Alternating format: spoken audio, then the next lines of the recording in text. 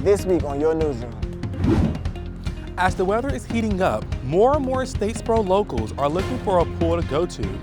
We take a look at the effects on residents of all-campus housing complexes. The Eagles baseball season is gearing up. We give you the rundown of the second series of the 2023 season. After a recent shooting in a frequented area on campus, some students are worried for their safety. We sit down with Statesboro PD to discuss. Plus, we got to hear some of your spring break plans and give you some safety tips. If it matters to you, it matters to us, and it all starts right now. Hey everyone, welcome to Your Newsroom. I'm DeAndre Harris. And I'm Kewan Humphreys.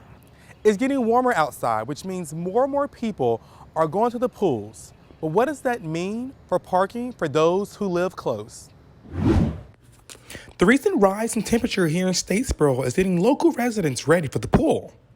The February warm burst was the highest temperature at just 85 degrees, which crowded the pool at the Hamptons and various other student living apartments, leaving residents upset. Resident at the Hamptons, I just feel it's a bit unfair for those of us who live here and pay monthly rent to just not have a comfortable and relaxing space at the pool because it's so packed each day.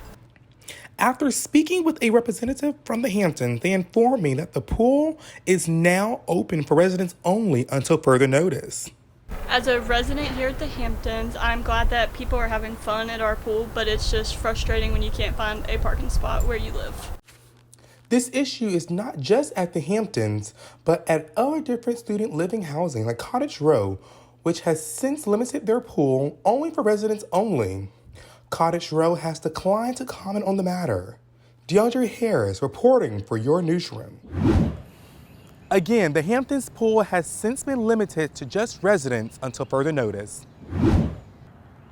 This past weekend, the Georgia Southern baseball team played in the second series of the new season against the East Tennessee State Buccaneers.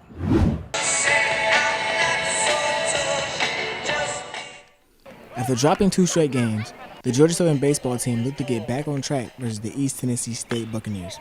The two teams faced off in a series over the weekend, which the Eagles won 2-1. The Eagles took game 1 of the series with a final score of 8-7, despite a late flurry by the Bucs. The Eagles had a strong opening to the series as they finished with 14 hits in game 1, including a home run by Zane Falk in the 5th inning.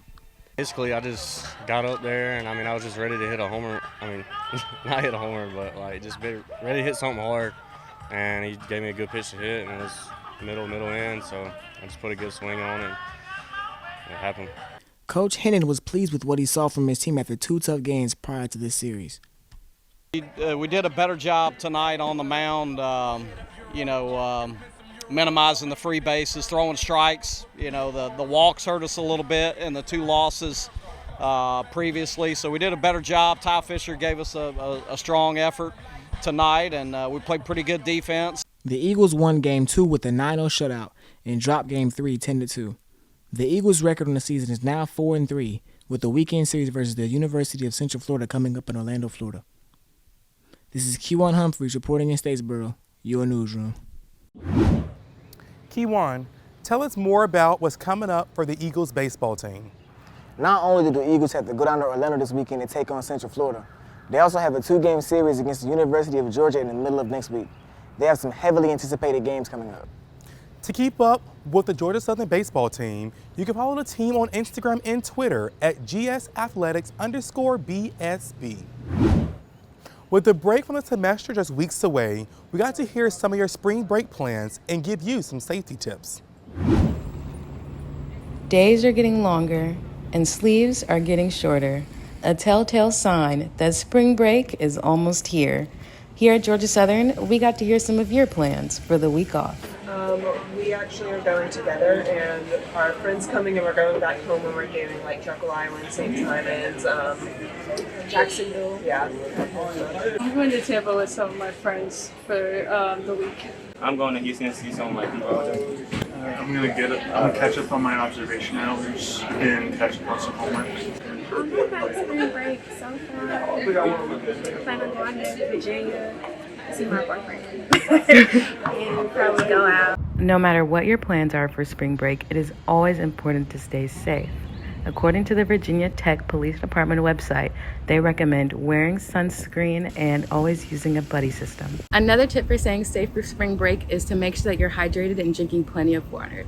Places such as Chick-fil-A, Starbucks, and McDonald's will hand you water for free, but if those aren't around, you can carry around a disposable water bottle such as this, or if you want to be a little bit more environmentally friendly, you can carry around a metal cup with a lid that you could close, put in your backpack, and just take it with you. Although the official start date for spring break isn't until March 20th, students here at Georgia Southern can enjoy their break from the 13th to the 18th. And if you want to stay on campus, you can, because all residence halls will be open during the break. This is Naira reporting, Your Newsroom. I'll be sure to wear some sunscreen before I go outside. Thanks for the tip, Naya. Safety is a concern that some Georgia Southern students have this semester. Our reporter, Nakia Harris, spoke with Captain Akins with the Statesboro Police Department and also to students on campus to get both sides. Sometimes I would feel safe if I was in a group of people, but definitely not by myself. That's what some Georgia Southern University students are saying after the incidents that happened this year.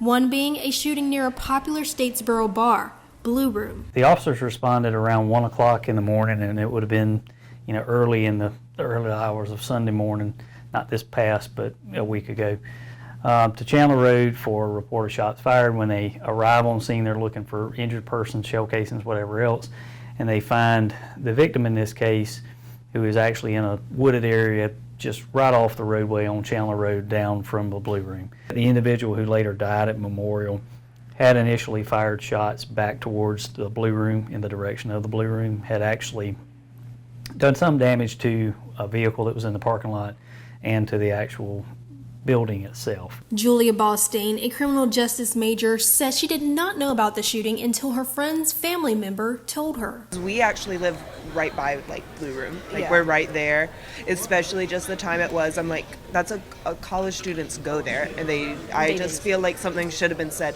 just knowing that was so close to campus as well. Parker Locklear is another student who was notified about the shooting incident by her parents. She says she often walks Chandler Road. And my dad was staying down the road from Blue, and he heard about the shooting, and then he texted me. He was like, "Are you okay?" Because I stayed at my friend's house and everything. But it's just kind of scary sometimes because especially our dorms are right next to Blue, and that could have happened close to our dorms. According to Captain Akins, the Statesboro Police Department will continue to constantly patrol all areas in the city of Statesboro, especially on popular nights such as Thursday, Friday, and Saturday. You'll see officers constantly cycling through that area, including Georgia Southern University officers, because they have a jurisdiction, because it's close to campus. They're very, they have some jurisdiction off of campus if it's close. And so between the two, you'll see just a carousel of officers constantly cycling through the different bar areas, the different apartment complexes at that point in time. When asking certain students do they feel safe walking at night, the majority said no. It doesn't necessarily make me feel safe that something like that happened there, but it wouldn't necessarily stop me from, moving around, because if every bit of news was to stop you from moving around, in a country like this, you wouldn't go nowhere. So. When asked what students should do to keep themselves safe, Captain Akins replied, "Just have your head on a swivel, know where you're at. Okay, this is not Atlanta, but this is not, small town, middle of nowhere, population 50 either. So the same rules that would apply when you go out in a bigger city apply here too." Reporting in Statesboro, Nakia Harris, Your Newsroom. Before we go, here's some events around Statesboro this week that you don't want to miss. Today at 3 p.m., you can attend Get the Tea and learn more about the newly formed Department of English. Also today, you can stop by Arabic Coffee Hour to drink coffee, make new friends, and learn more about Arabic culture. And finally tomorrow, you can stop by the Rack for Glowchella, a neon dance party with glow sticks, snacks, and giveaways. Thank you for joining us this week. For your latest updates, we encourage you to connect with us on social media at your_newsroom. For now, for DeAndre, and for all of us here at Your Newsroom, I'm Kewan Humphreys. We'll see you next week.